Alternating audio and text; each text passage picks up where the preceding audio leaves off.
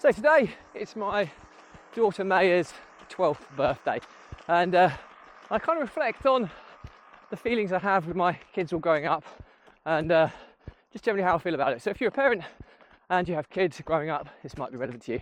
Keep on watching, keep on listening.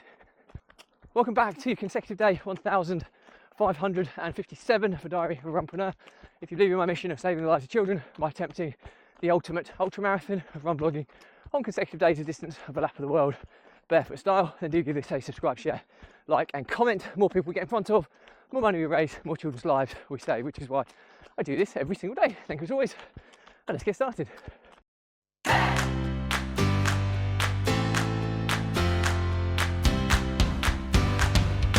So, consecutive day 1557 of a diary of a Runpreneur, and today is my daughter's birthday, Maya, she's just turned 12 today, and yeah, it's always quite a bittersweet scenario, I suppose, as a parent when you see your kids growing up, because you know, part of you really wants to keep them young and sweet and innocent and kind of nurture them as parents do with their children, and the other half of you wants to see them grow up into amazing people with the right morals and ethics, and to go on to forge exciting lives for themselves.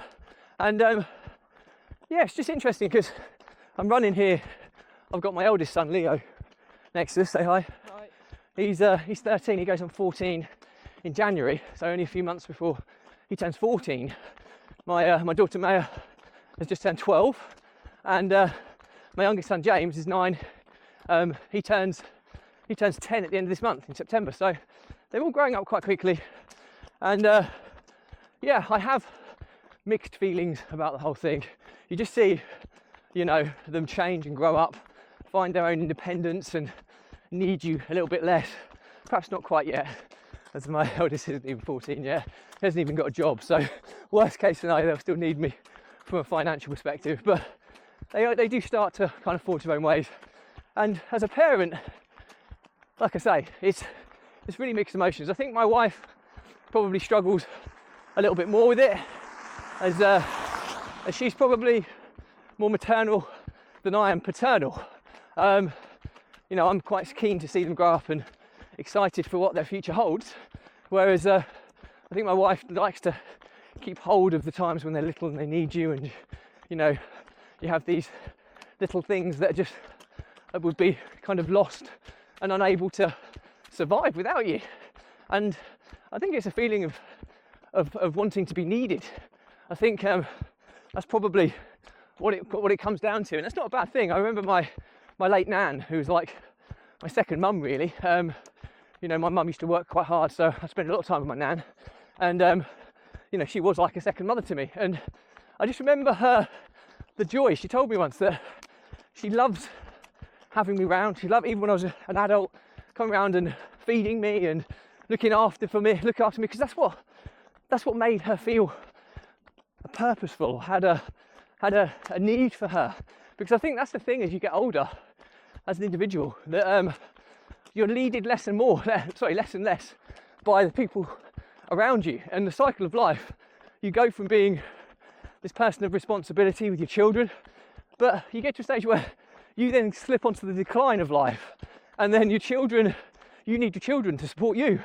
It's a strange kind of concept to kind of get your head around, but I think ultimately I do feel good. I feel good. I think, especially with a little girl, I have one daughter, and you know, from a father's perspective, you know, I don't, rightly or wrongly, my two boys, I mean, this fella here to the right of me, he's the same size as me now.